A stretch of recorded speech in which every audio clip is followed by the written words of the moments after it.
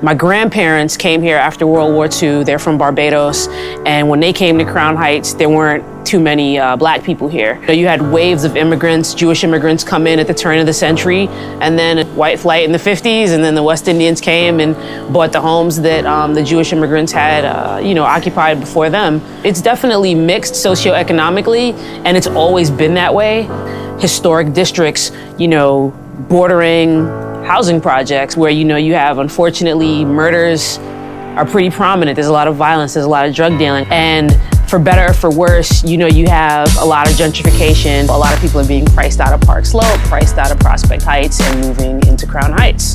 But unfortunately, a lot of people who have lived here and rented here for quite some time are being pushed further east. When I was raised in this neighborhood, it was much different. You had neighbors raising neighbors' children. And there's an old African proverb, it takes a village to raise a child, and that's what was going on. I couldn't walk down the street and act up in front of my mother without the neighbor popping me in my head and saying, you better watch yourself. And today, it's just not like that. A few years back, it was, we had a high definition of gun violence that was attacking our area. The neighborhood was desensitized to the point whereas you hear gunshots and they do not respond to it. There are many reasons. You have children raising children. You have poverty-stricken areas. You have no boys and girl clubs. There are no after-school programs. You pick them.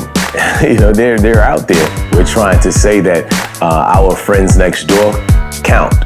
They matter. Our friends downstairs, they matter. Our friends above us, they matter. And so do I.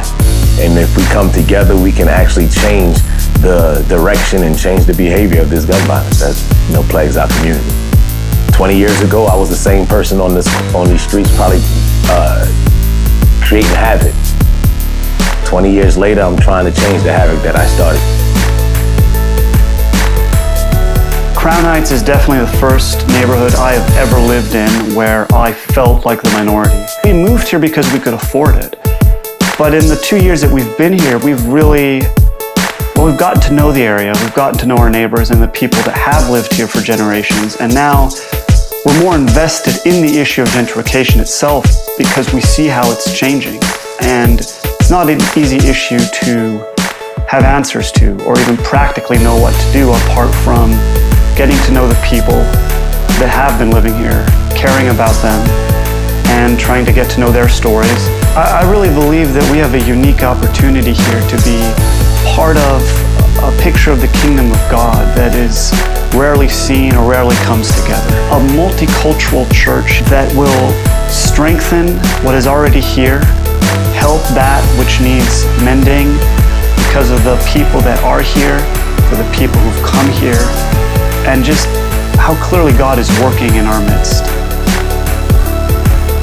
When I came to Crown Heights and I saw the neighborhood and I saw the brokenness and I heard the stories, and it became clear that this was the place that God was preparing. And I met with a couple of the pastors in the neighborhood that has been around for a long time. And one of the questions to me was, why plant another church here in the neighborhood? We have plenty of churches. There's the church on every corner. There's storefronts all over the place.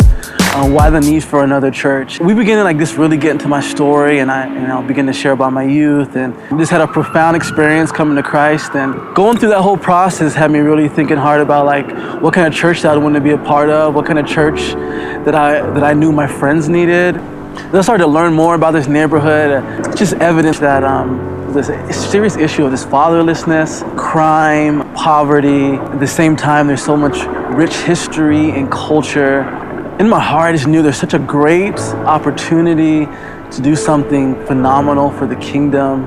This is a beautiful neighborhood with beautiful people, and I really believe that this is like the time that God is calling us into. It's such a time as this, and we want to see the kingdom of God come to Crown Heights as it is in heaven, and we need your help to get there.